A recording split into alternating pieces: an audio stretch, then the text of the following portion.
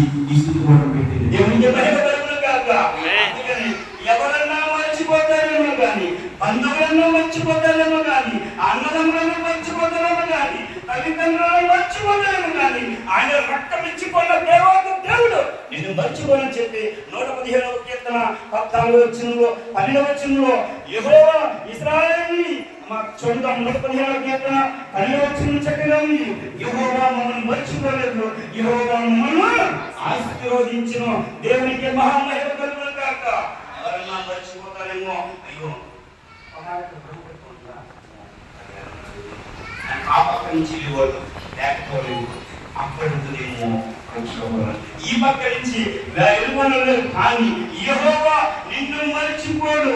ఎందుకంటే ఆయన మమ్మల్ని ఆస్వాదించిన, ఎందుకంటే మా ప్రేమ ఆస్వాదించిన, మా కుటుంబాన్ని ఆస్వాదించిన, నా రక్షణ కట్టిన నా దేవాది దేవుని